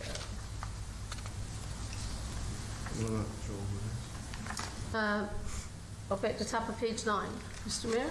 Oh, okay. I don't have different page numbers, I think is the problem. What section is it called? What title is it, sorry? It's,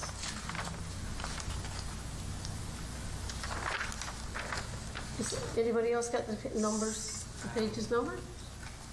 It's on the first page. Like the First page? Section Is C, it? I think, is it? Yeah, Okay. section C, I did Yep. give you a reference. Should be probably defined.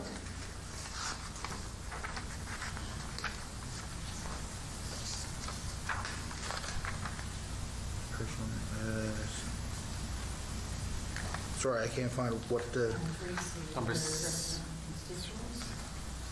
okay, conduct themselves as a professional man, oh, okay, gotcha, yep, Okay, yep. just probably add some definitions there. I don't know if the horse is out and the gate is closed, or if we can actually go back and do some amendments to this, or, anyway, I'm just going Go to ahead, continue on. I guess the legal opinion was concerned about restricting councillors' freedom of expression. And that's also on page 9. Freedom of expression in the political arena has traditionally been very highly valued, above all being instrumental to democratic governance. We must be particularly cautious of providing provisions that may silence opposition in a democratic process. I guess I would like to know how the proposed code protects the councillor's freedom of expression with so many negative thou shalt not statements for councillors. Okay, Okay? anything else? I think here, No? Do you have anything else there? Yep. Go ahead. The informal and formal complaint process, I think, should be a separate document, totally away from the Code of Conduct. That it should not be two together. And I did bring this to our city manager to ask if we could look at that. I feel that we'll let the code stand as its standard of conduct and a separate policy on how the complaint process is managed. The complaint process should have time frame, so the process does not go on, does not have unnecessary delays. For example, a firm timeline on once the complaint is made, and where do we go from there? Like within 2 weeks, within 10 days, within so many working days, or whatever. Our legal opinion suggested mediation as a method to address the issues between councillors. The informal process should be a mandatory mediation process to resolve this issue. So I think for me, the first step should be mediation. Mayors, councillors should be removed from this process. In such a conflict resolution process is almost impossible when you keep councillors involved in the full process. Thank you. I will leave a few more, Mr. Mayor. If an independent investigator in a formal complaint process is making a determination on breach of the policy, then why is the council also making the decision on the breach of policy? I think that we should leave the decision of the breach to the independent investigator. I guess okay. After all, our legal opinion gave us on protecting councillors' freedom of expression in determining actions against a councillor. Point C is censoring a councillor. How is this consistent with what the legal opinion stated on the Canadian Charter of Rights and Freedoms on freedoms of thoughts, beliefs, and opinions and expressions? I think when we're elected, there are sometimes we bring stuff to the table that probably is not in line or in sync with some other thinking. So we have to be able to express our opinions and the opinions of the people that voted us in. And that's it. Okay, thank you. And, sorry. No, and I guess I know that some of the points you mentioned have been addressed by the legal counsel specifically, and including, I think the timelines were in their previous draft as well. But I don't know, Mr. I never Cumby. saw firm ones. In the previous draft there were, I believe. But Mr. Cumby, I guess maybe you could speak to that. Some of the comments that were made were addressed in the revision of the document. Some of the all of the I guess questions that council would have had would have been passed to our legal advisor, who would have taken those comments into consideration when she was doing her full review of the document. And of course, she looked at that, and she looked at her own, with her own legal view as well about how the document could be implemented. And she made quite a number of revisions. This document is what she feels that we can actually do and manage as a council without conflicting with any other legislation, including Municipal Affairs Act, Human Rights Act. Thank you. Can the two be separated? Can we separate the two? The two regards to the code of the penalties. No, the code of conduct Yes. and the formal and informal complaints process.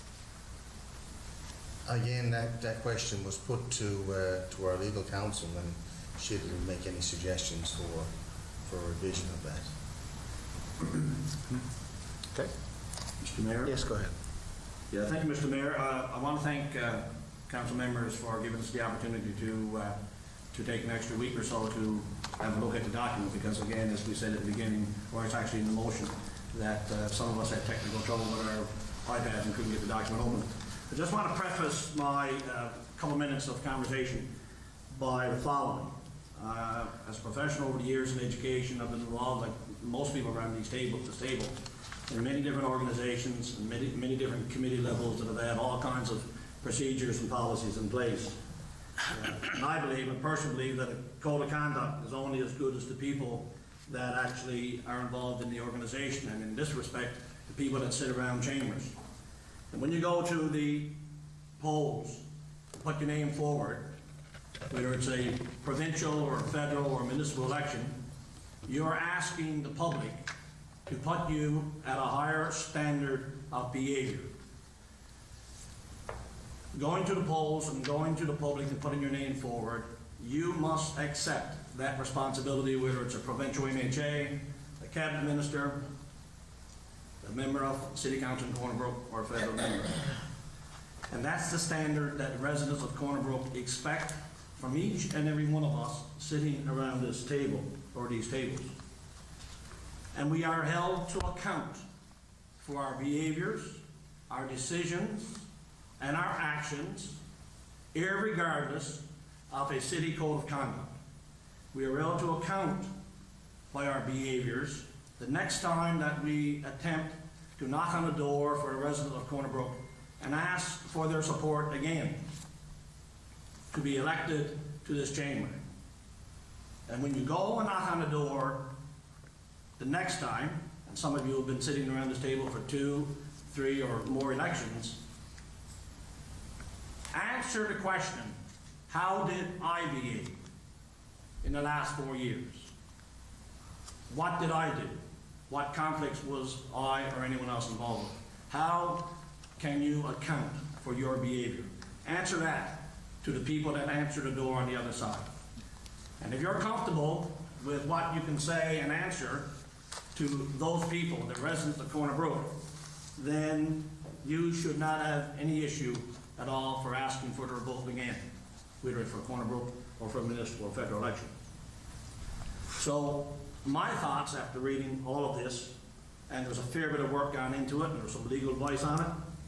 I understand that there's a review, and there's been ideas of Municipalities Act review in the province for a number of years, and it's ongoing.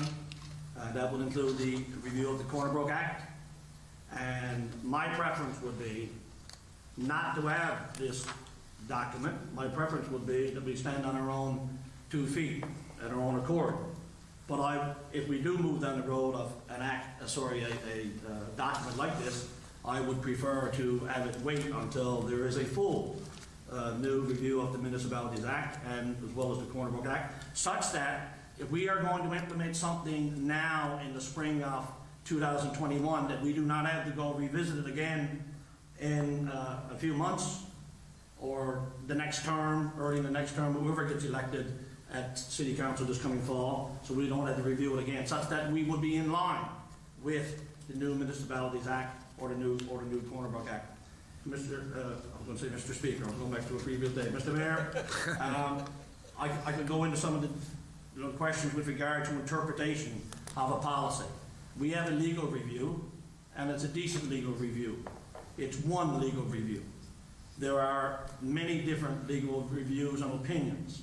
And once a procedure is put in place, although it's not law in this case, that it opens the city of Corner Brook up to all kinds of challenges from any person sitting at this table currently, or anyone that could get reelected, or those people that will be new to the council come this fall. So, Mr. Mayor, again, I could speak on some of the other points. I know Councillor Shea-Shawn brought them up, and we all had the legal opinion in front of us. I spoke to you with regard to the Municipalities Act, the Corner Brook Act.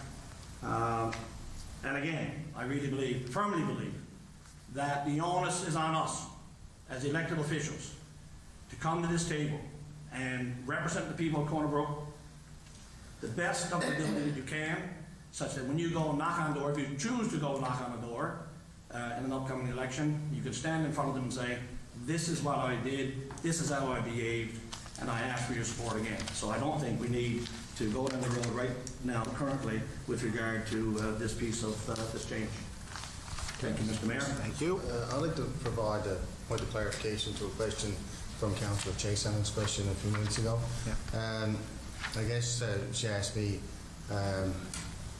was there any talk with the lawyer about splitting the, penalties from The code of conduct from the... And I had, when you asked that question, I had thought that had been in your original comments, and I just looked at your original comments, and that was not in there. So that question was not asked specifically, Okay. but she would have reviewed it in its totality. So just wanted to make that clarification. Thank you. Yes, go ahead. Mr. Mayor, I initially had concerns when this was tabled in council originally. I think it was back in March, February, March. It started back in January. January but- 21st. Go ahead. I expressed several concerns at that point in time, and some of them the lawyer has certainly addressed. Some of them the lawyer herself has offered an opinion that cautions the city on doing what we're asked to be doing tonight. In part of the review that she's provided, she says there are no straight yes and no answers to some of the issues. That you could be opening the city and leaving the city opened to potential libelous situations. In part of the document as well, she references specifically that she has rewritten the document to mitigate any potential future actions. And by mitigating potential future actions, that's an immediate red flag for me in reading any policy document. And that's all this is a policy document. Because we don't have the legislative authority to enact it through legislation. And when you have a lawyer that's mitigating a policy to try to limit the corporate entity's exposure, because that's what we're talking about. We're not talking about councillors' exposure. We're talking about the corporate entity's exposure to potential future litigations that could occur. That sends a red flag up for me. And I guess I went back and did a bit of research in the province of Alberta, because that's where our city manager had indicated that some of the information came from. So I went back and had a look at what they did and the process that they went through. And it would be no different than what's occurring right now within the province of Newfoundland and Labrador. Within Alberta, they had to change the legislation to allow for this particular, for their province to even enact a councillor code of conduct. And I guess they enacted what's called Bill 20, Municipal Government Amendment Act of 2015A. And it basically is, it's Bill 20, Municipal Government Amendment Act 215, came into effect and in force on October 26, 2017. It amends the Municipal Government Act to provide that council must, by law, establish a code to govern all councillors equally by July 21st, 2018. It also provides that councillors cannot be disqualified or removed from office for a breach of the code. Further, it amended the councillor duties listed in Section 153 of their Act to include duties that councillors adhere to a code established by the council. When I read that, I made a telephone call to the province. And I made a telephone call to the province to gain some additional information and clarity for myself. And I guess I shared some of this with the city manager as well. I asked the province where they were with legislation. Are they going to be changing it? And the response that I received back at that point in time was that they have draft legislation prepared, that it would probably be entered into the next sitting of the House, which will begin, I think, in June, was the intent that I heard. And in order for them to enact it, they have to change the Municipalities Act, because the Municipalities Act is a permissive act, is what I was told at that point in time. Now, whether that's tabled in the spring setting or not, or the summer setting, I have no idea. All I've been told is that it would probably be tabled. Does that prevent any municipality from going ahead with policy? No, it doesn't. Any municipality can move ahead with a policy.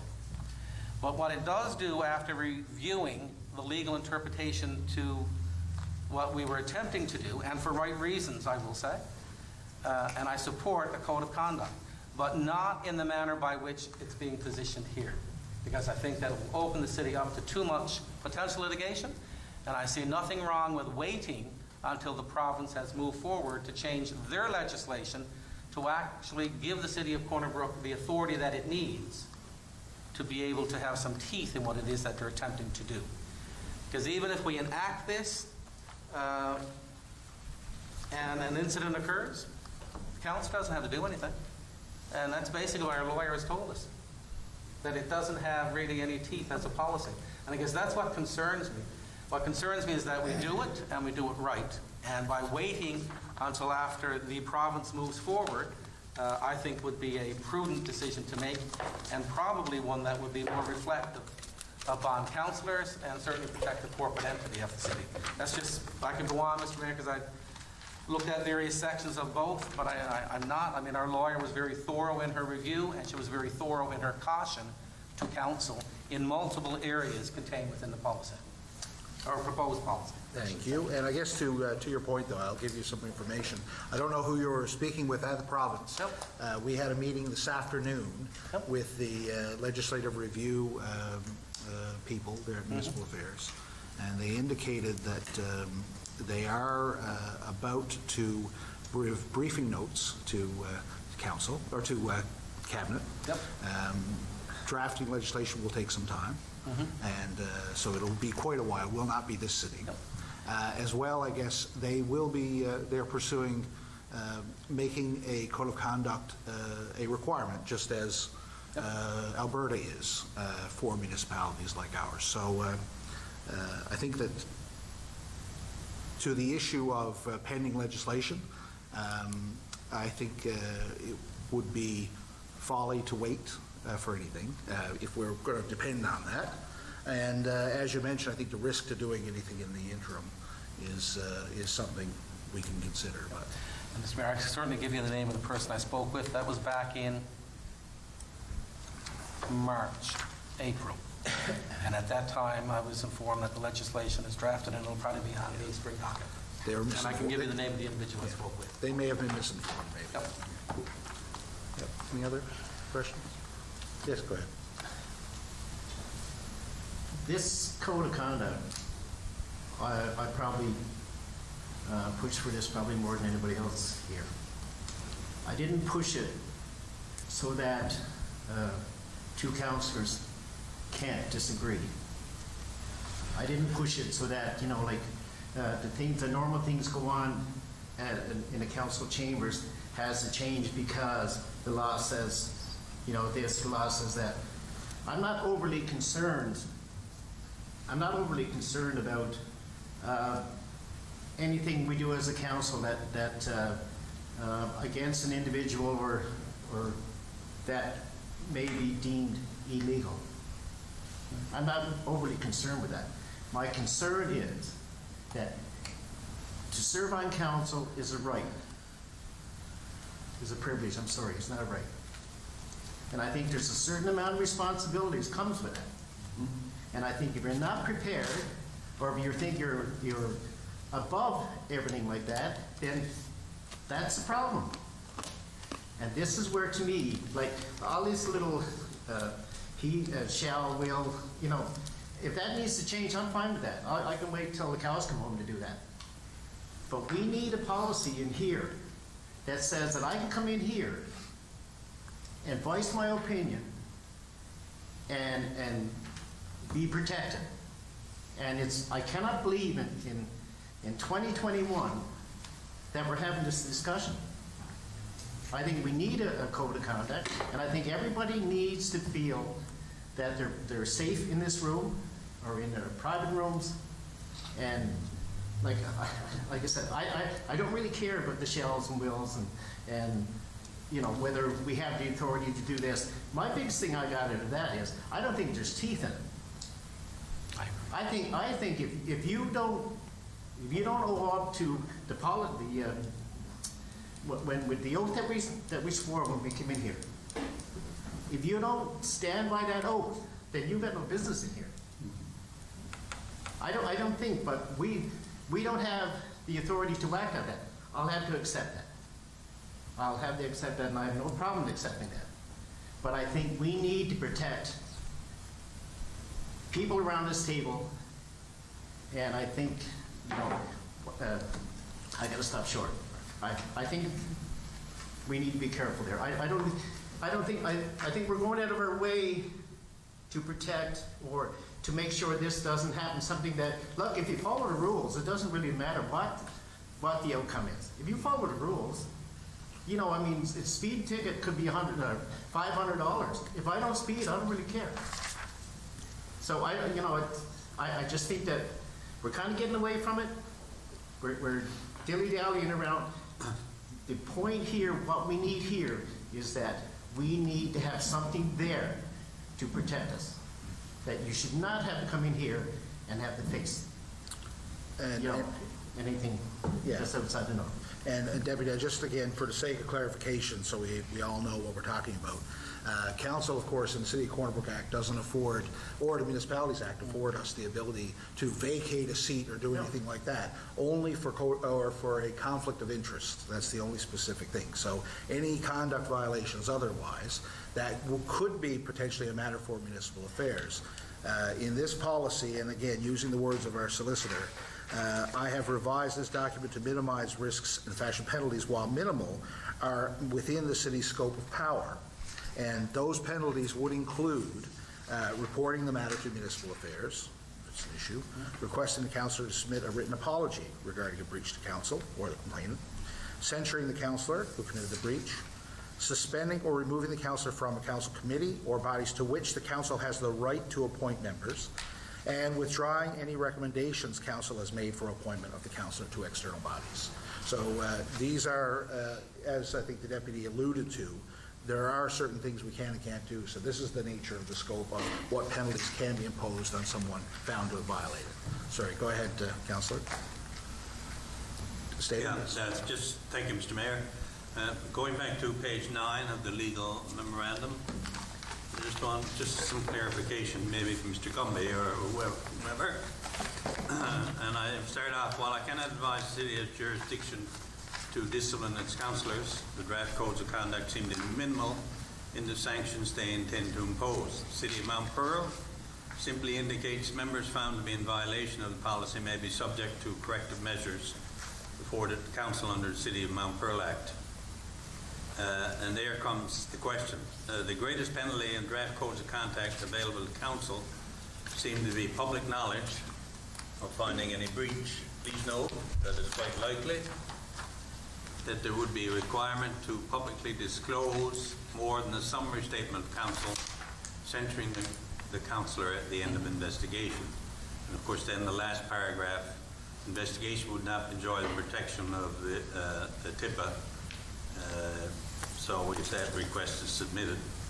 But to me, the only penalty really, and I just asked Mr. Gumby, I guess, the only penalty is public disclosure. Is that correct? That Ms. Sharp is suggesting?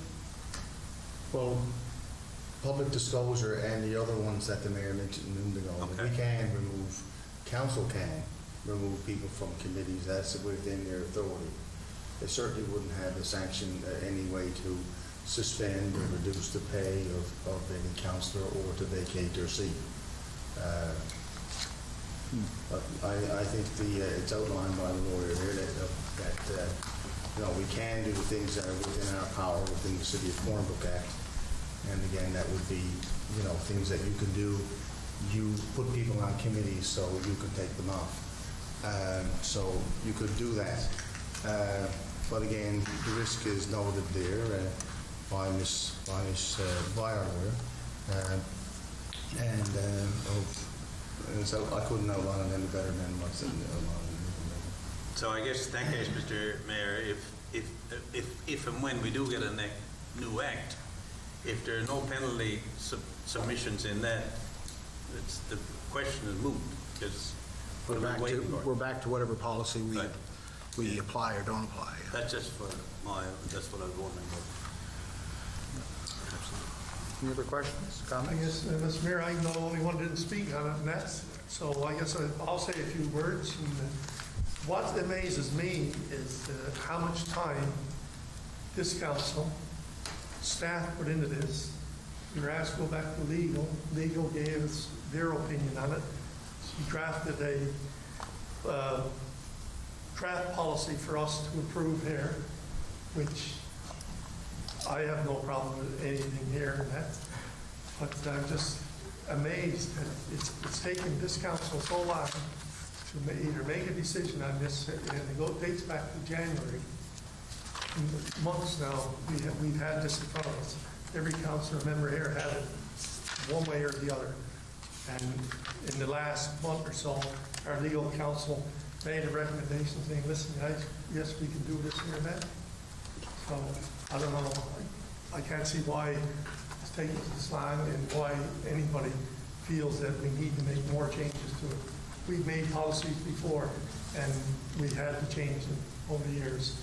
So that's all I'm going to say. Thank you. Okay. Mr. Mayor, Yes. are you going to speak to it? No, I'm, You're not going to speak to it? Well, I'll have to listen to everyone else. I need to make another comment or two. And this is Councillor Griffin, kind of agree with, I think a lot of what he said, I kind of said as well. One of the things that the legal brought up was, and I want to bring this up, which is kind of draws me to the conclusion I came to, and she references mediation, contract, and policy. And the additional benefit of a contract is that councillors, contract as opposed to policy, and we all know what policy can do for us. The additional benefit of a contract is that councillors may be in agreement to hold themselves to a higher standard of conduct than could otherwise be required of them through adoption of a policy that, once adopted, will be imposed on future elected officials. An agreement could also impose more meaningful consequences for any breach. And I guess what she's referencing there is, once you go to the public, you hold yourself to a higher standard, which everyone around this table said you would do when you knocked on the door 4 years ago, or 8 years ago, or 12 years ago. And you're going to do the same thing again this fall. You're going to knock on the door, or it's electronic, or whatever it is with COVID, and you're going to be asked to be held at a higher standard. And we could have a contract for all those people to get elected, as opposed to a huge, all-sweeping policy that elected officials, when you come in here, you sign your oath, and all these, you take your oath, sign your documents, that there's your contract, and that's the road that future council might want to go down. But again, as Councillor Griffin said, it's about each and every one of us having that higher standard that you're held to account. And we're going to be held to account come September, and when we go to the public again. That's the only thing I need. I don't need a policy statement. I don't need a document. I'll be satisfied when I knock on the door come September, if I so choose. Should say that too. To be held accountable by the person that speaks to me on the step. okay, thank you. Without a doubt. Any other comments or questions? Okay. No, again, I think I'd echo I think that this is something that legal has given us I think, a very succinct plan for. And I think we put a lot of trust in that, usually. And the penalties are very minimal. I think the worst penalty we have is public disclosure, which is something that is in the Act, in the ATIP Act anyway. So I think it's somewhat of a, maybe somewhat of a moot point, but okay. Ready to vote? Can I just make a comment? Yeah. I think that's something, this code of conduct policy is something that might be for every new council in the fall, that's passed at one of the first meetings, first motion, and refresh everybody, especially somebody new on council, that this is the way we'd like to see us moving forward, and it's a good chance to express the whole fundamental principles of absolutely good behavior. Yeah, and again, back to the point earlier, I think Mr. Cumby isn't reinventing the wheel here. This is lifted largely from other jurisdictions with the similar policies. Okay, so let's go to a vote. All those in favor say aye. Aye. Contraminded? Nay. Okay, carried. Thank you very much. That is the end of our public session. We do have a short in-camera meeting, so I'll ask councillors if you need to run to the bathroom or something, go ahead, but we will adjourn for the public meeting. Thank you. Okay, wait for sharecroppers.